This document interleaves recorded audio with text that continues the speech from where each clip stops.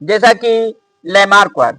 Lamarck एक France के प्रसिद्ध वैज्ञानिक थे और इन्होंने ये जैव विकास के संबंध में सबसे पहले प्रमाण प्रस्तुत करने वाले वैज्ञानिक थे, जिसे लैमार्किज्म या लैमार्कवाद कहा जाता है।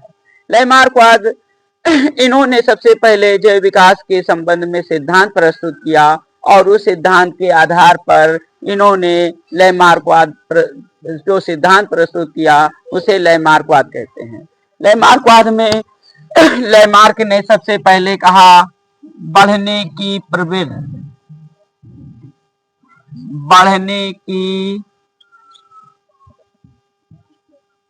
प्रवृत्ति और दूसरा इन्होंने कहा वातावरण का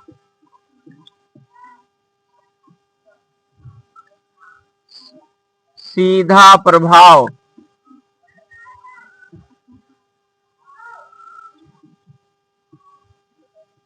इसके बाद में कहा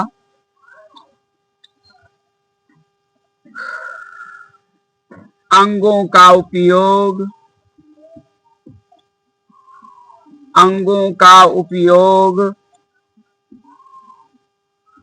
व अनुप्रयोग। अंगों का प्रयोग व अनुप्रयोग। और चौथा इन्होंने कहा उपार्जित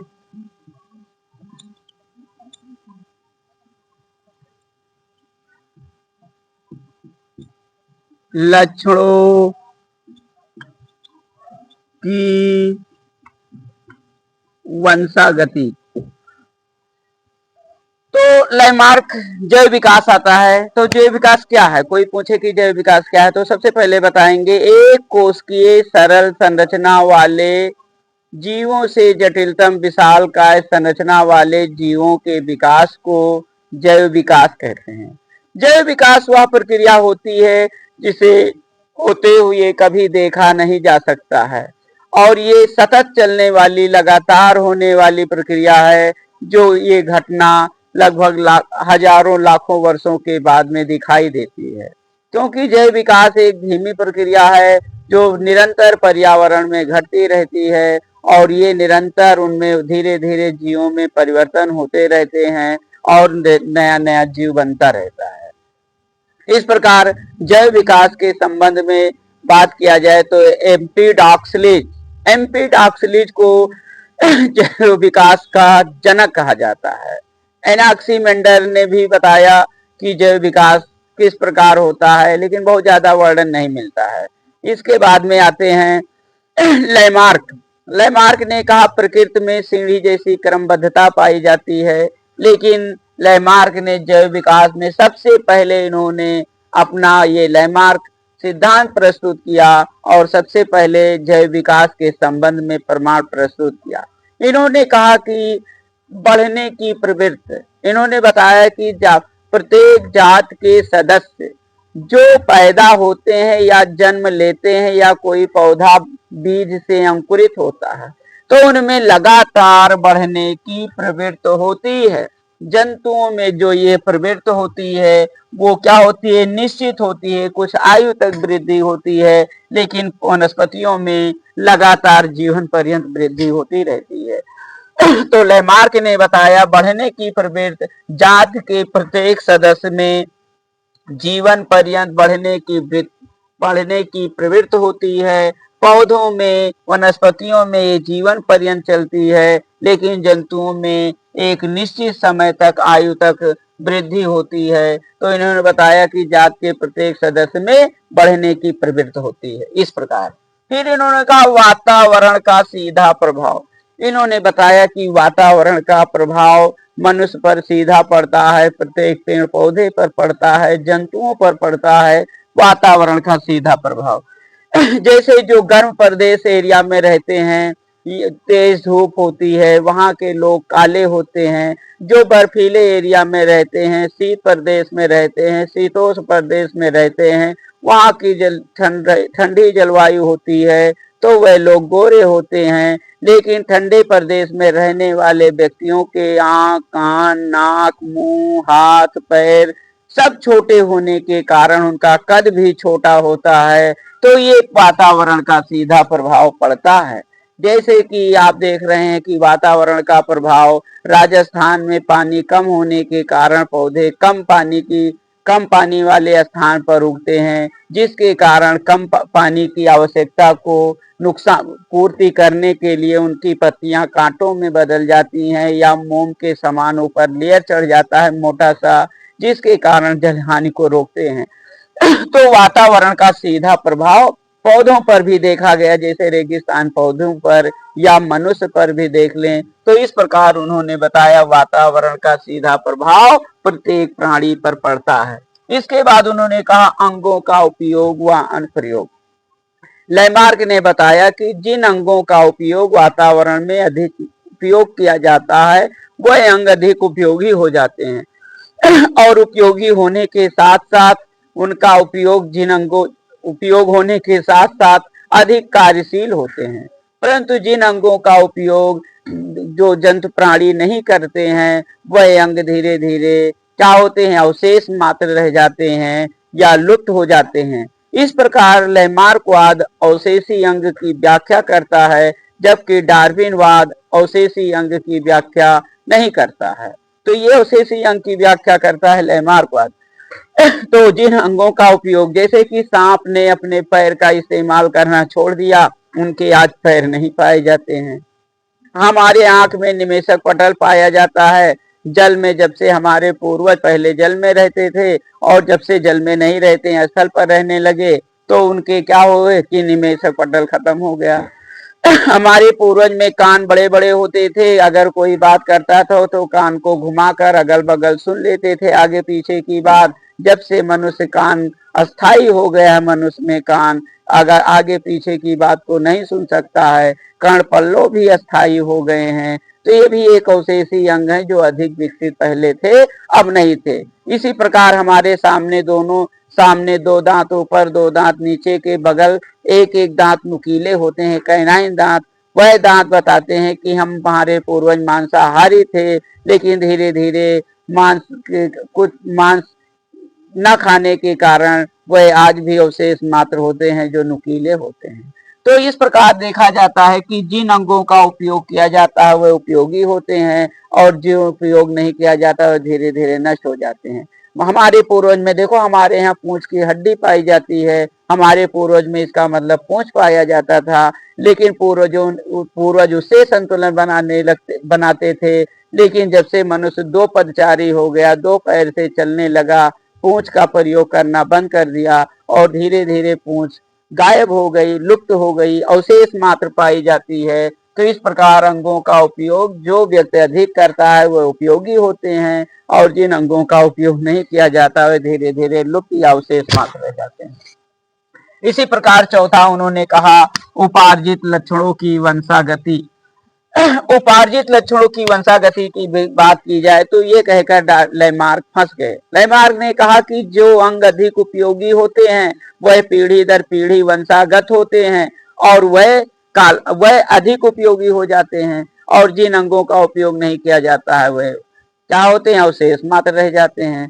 तो इसे उन्होंने कहा कि जो अंग अधिक उपयोगी हैं पीढ़ी दर पीढ़ी वंशागत होते हैं, लेकिन ये उनका लगभग सिद्धांत सही नहीं ठहरा और इसके लिए वैज्ञानिकों ने, बहुत सारे लोगों ने इनके ऊपर प्रयोग किया। जैसे एक वैज्ञानिक थे सुमन्नर, वो बीजमान थे। बीजमान ने कहा कि उन्होंने देखा कि लैमार्क ने जब बताया कि जो अंग अधिक उपयोगी होते हैं वह पीढ़ी दर पीढ़ी वंशागत होते हैं, जिन अंगों का उपयोग नहीं होता है वह पीढ़ी दर पीढ़ी लुप्त हो जाते हैं। तो बीजमान एक ऐसे वैज्ञानिक थे, उन्होंने चूहे की 7 पीढ़ियों तक पूंछ काटते रहे, लेकिन लास्ट में आखिरी में देखा कि कोई पूंछ विहीन बच्चा नहीं पैदा हुआ। इस प्रकार लैमार्कवाद इस सिद्धांत उपार्जित लक्षणों की वंशागत में फंस गए और घेरे नजर आए वैज्ञानिकों के तरफ।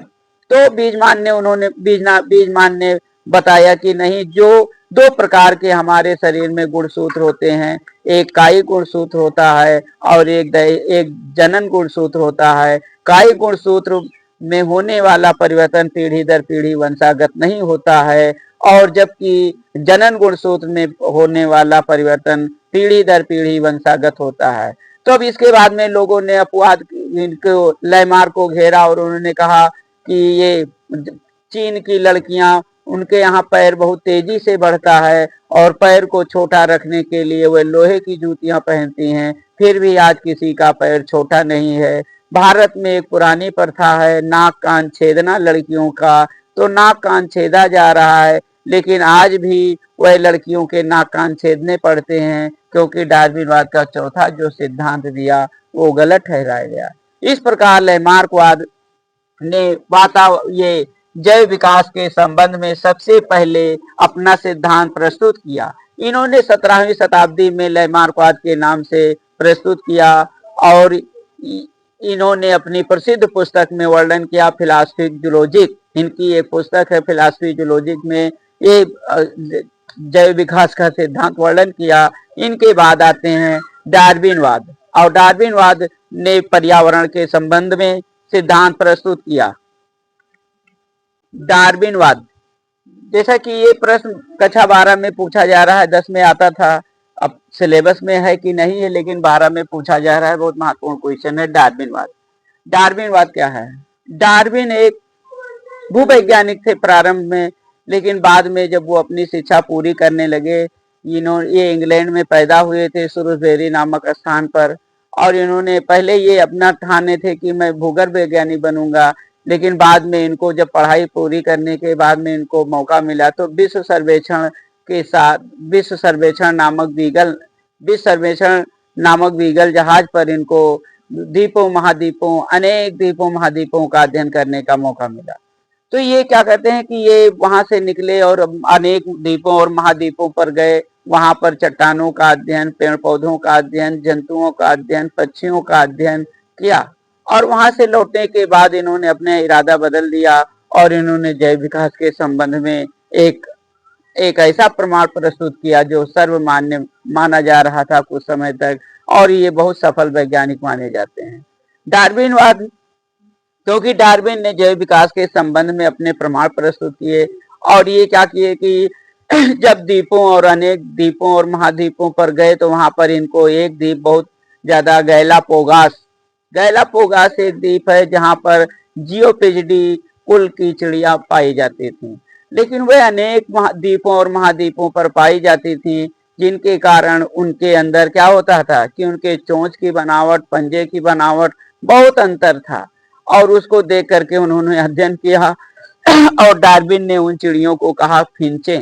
ये प्रश्न आता है डार्विन की फिंचे क्या हैं कक्षा 12 में, तो डार्विन की फिंचे क्या है? डार्विन ने जब अनेक द्वीपों और महाद्वीपों पर अनेक जंतुओं, चट्टानों, पेड़ पौधों, वनस्पतियों का अध्ययन किया, तो वहां पर गैलापोगास नामक द्वीप पर एक ऐसी चिड़िया को देखा जो जियोपेजिडी कुल की थी, और वह अनेक द्वीपों पर पाई जाती थी। तो अनेक द्वीपों पर रहने के कारण उनके अनुकूल अलग अलग अनुकूलन होने के कारण रख रखाव, रहने का, भोजन करने का साधन, रहने का साधन आदि भिन्न भिन्न था, जिसके कारण उनके पंजों और चोंच की बनावट में अंतर आ गया। इस आधार पर मेंडल ने उन्हें कहा डार्विन की फिंचे। तो डार्विन की फिंचे क्या है? चिड़िया की बात की जा रही है। फिर वहां से डार्विन आए और डार्विन ने क्या किया कि एक सिद्धांत प्रस्तुत किया जिसे डार्विनवाद के नाम से जाना जाता है। डार्विन अपने प्रयोग में बहुत सफल रहे और लोगों का मानना था कि डार्विन ने जो कहा अब तक के वही सारी बातें फिट हैं, सही हैं। लेकिन डार्विनवाद के बाद में डार्विन ने सिद्धांत प्रस्तुत किया, उसका नाम रखा प्रकृतिवाद या डार्विनवाद, और इन्होंने अपनी प्रसिद्ध पुस्तक में जैव विकास में जो अनेक द्वीपों महाद्वीपों पर अध्ययन किया, उसके वहां के अध्ययन करने के बाद में अपनी एक पुस्तक लिखी जिसमें on the species by natural selection,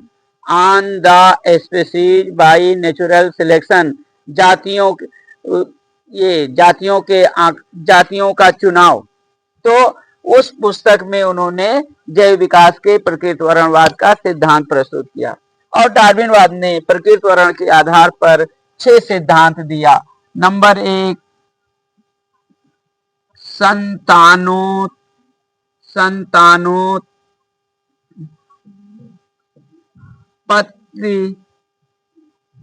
की प्रचुर क्षमता, संतानोत्पत्ति की प्रचुर क्षमता।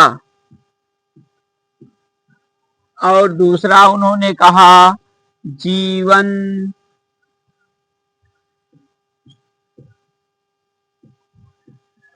संघर्ष। तीसरा उन्होंने कहा आनुवांशिकी,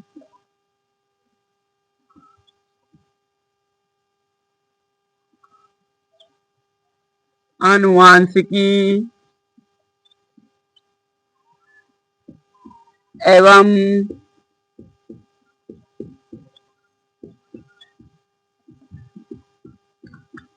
विभिन्नताएं।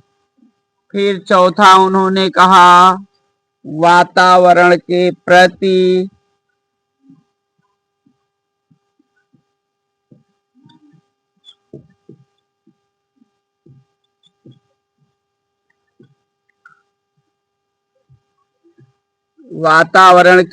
अनुकूलन। पांचवा उन्होंने कहा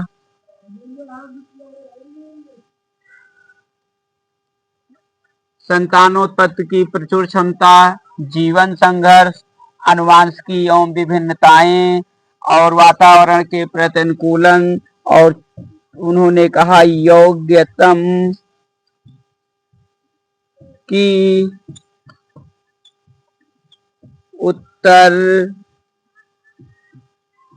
उत्तरजीविता।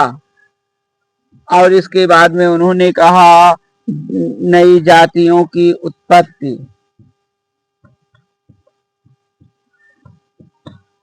नई जातियों की उत्पत्ति। इस प्रकार डार्विन ने क्या किया कि 6 सिद्धांत प्रस्तुत किए प्रकृति वर्णवाद के नाम से, जिसे डार्विनवाद भी कहा जाता है। तो उन्होंने कहा कि जात के प्रत्येक सदस्य में संतान उत्पन्न करने की प्रचुर क्षमता होती है, अर्थात जात के प्रत्येक सदस्य में संतान उत्पन्न करने की प्रचुर क्षमता होती है, लेकिन संतान अधिक पैदा होते हैं, पर्यावरण उनका नियंत्रण बनाए रखती है और उस नियंत्रण के कारण उनकी संख्या सीमित होती है। नहीं तो प्रकृति में इतनी ज्यादा मात्रा में जनसंख्या तेजी से बढ़ती है अन्य जंतुओं की कि दूसरे जीव के रहने के लिए स्थान नहीं बच पाएगा। इसलिए उन्होंने कहा कि प्रत्येक जात के सदस्य में संतान उत्पन्न करने की प्रचुर क्षमता होती है, परंतु उन जातियों को सीमित बनाए रखने के लिए उनको किसी परभक्षी के द्वारा खा लिए जाते हैं, उनके अंडे को या लार्वा को खा लिया जाता है, जिससे उनकी सीमित बनी रहती है। उन्होंने एग्जाम्पल के माध्यम से कहा कि एक मादा खरगोश हर 6 महीने के अंदर 4 से 6 बच्चे को जन्म देती है, और जब प्रत्येक बच्चे 6 माह के हो जाते हैं तो वह भी 4 से 6 बच्चे को जन्म देने लगते हैं। इस प्रकार खरगोश की आबादी देखा जाए तो बहुत तेजी से बढ़ती है। इसी प्रकार दूसरा एग्जाम्पल है कि एक मादा एस्कैरिस जो क्या होता है आंत्र का परजीवी है, मनुष्य में पाई जाती है, वो भी क्या करती है कि 2.7 करोड़ अंडे देती है। इसी प्रकार अगर देखा जाए तो कवक भी हैं, कवक में भी बीजाणु का निर्माण होता है, लाखों करोड़ों की संख्या में होते हैं, लेकिन इनकी संख्या सीमित रखी जाती है। जैसे कि अब खरगोश की इतनी तेज आबादी बढ़ती है, लेकिन उनको प्रकृति में पाए जाने वाले परभक्षी उनको खा लेते हैं और उनकी संख्या सीमित है। इतनी ज्यादा आबादी होने पर भी खरगोश कभी इधर उधर दिखाई नहीं देते हैं। या एक सी हरसिन अपने प्रतिवर्ष 6 करोड़ अंडे देती है। अगर इसी प्रकार वह अंडे देती रहे तो पूरा समुद्र भर जाएगा, दूसरे जीव के रहने के लिए स्थान नहीं बच पाएगा, इसलिए उसको परभक्षी द्वारा खा लिए जाते हैं। संतान उत्पन्न करने की प्रचुर क्षमता है, लेकिन उनकी संख्या सीमित उनके कारण होती है कि इसके परभक्षियों के कारण की आबादी सीमित बनी रहती है। जीवन संघर्ष, जीवन संघर्ष की बात की जाए तो डार्विन के अनुसार जात के प्रत्येक सदस्य में जीवन संघर्ष होता है। यह जीवन संघर्ष देखा जाए तो मुख्य रूप से 3 प्रकार का, सजातीय संघर्ष, सजातीय संघर्ष,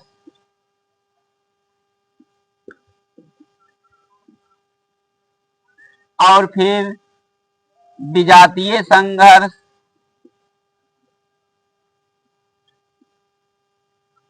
विजातीय संघर्ष और तीसरा वातावरणीय संघर्ष। वातावरणीय संघर्ष।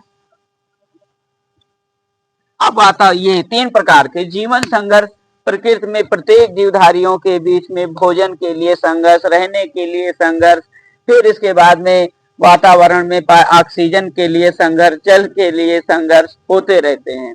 तो जब समान जातियों के बीच में संघर्ष होता है, एक समान आवश्यकता के लिए संघर्ष होता है, जैसे कि एक जात का सदस्य है तो उसमें प्रजनन के लिए संघर्ष, भोजन के लिए संघर्ष और घर के लिए संघर्ष होता है, रहने के आवास के लिए संघर्ष होता है, उसे जातीय संघर्ष कहते हैं। लेकिन जब भिन्न भिन्न जातियों के बीच में संघर्ष होता है तो उसे विजातीय संघर्ष कहते हैं। जैसे शेर नदी के किनारे बैठा है या किसी तालाब के किनारे बैठा है और दूसरी कोई गाय भैंस या कोई अन्य जंतु शाकाहारी पानी पीने आता है, तो पहले शेर उसको मारने की कोशिश करता है, वो पानी पीने की कोशिश करती है, तो इस प्रकार विजातीय संघर्ष होता है। वो बचने का प्रयास करता है, शेर मारने का प्रयास करता है भोजन के लिए, तो ये विजातीय संघर्ष है।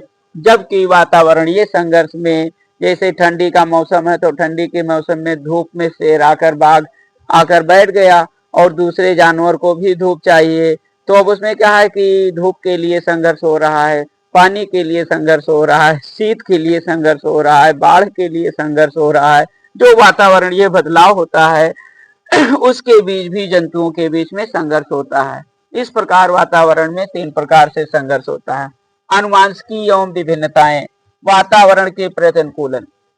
तो आनुवंशिकी एवं विभिन्नताएं की जात के प्रत्येक सदस्यों में जब धीरे धीरे उनके बीच में प्रजनन होता रहता है और अलग अलग आवासों में रहने लगते हैं और एक दूसरे से भिन्न होते चले जाते हैं, एक दूसरे से भिन्न इतने भिन्न होते चले जाते हैं कि वह क्या होते हैं, भिन्न होने के कारण एक दूसरे से अलग हो जाते हैं और उनमें भिन्नता दिखाई देती है। तो आनुवंशिकी रूप से वह अपने पैतृक से भिन्न हो जाते हैं आनुवंशिकी रूप से, क्योंकि जीन जो होता है वो धीरे धीरे संरचना में बदलने लगता है, जिसके कारण अपने पूर्वज से भिन्न लगने लगते हैं।